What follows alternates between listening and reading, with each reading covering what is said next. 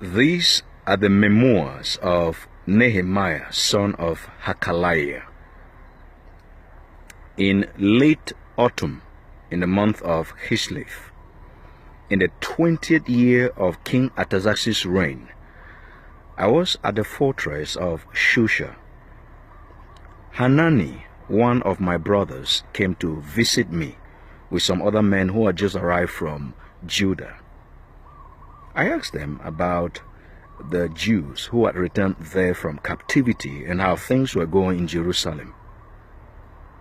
They told me things are not going well to those who return to the province of Judah. They are in great trouble and disgrace. The walls of Jerusalem has been torn down, and the gates have been destroyed by fire. When I heard this, I sat down and wept. In fact, for days I mourned, fasted, and prayed to the God of heaven. Then I said, O Lord God of heaven, the great and awesome God who keep his covenant of unfailing love with those who love and obey his commands, hear me as I pray. Look down and see me praying night and day for your people Israel. I confess that we have sinned against you. Yes, even my own family and I have sinned. We have sinned terribly by not obeying your commands, decrees, and regulations that you gave us through your servant Moses. Remember what you told your servant Moses.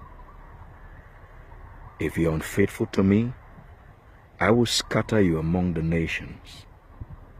But if you return to me and obey my commands and live by them, then, even if you are scattered to the ends of the earth, I will bring you back to the place that I have chosen for my name to be honored.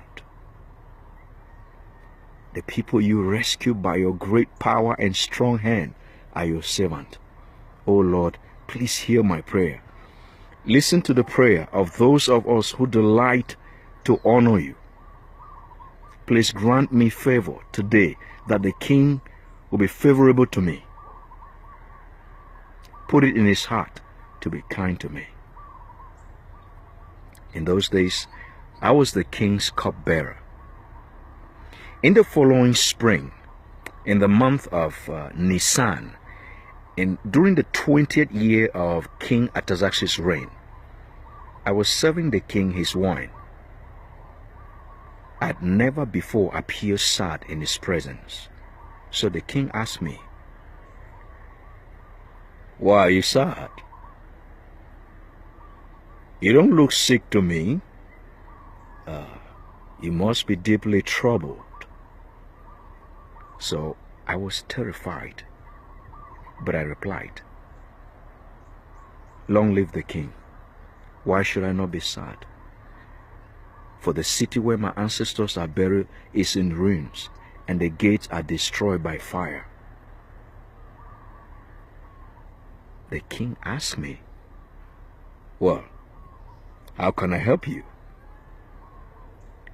With a prayer to the God of heaven, I replied, "If it please the king,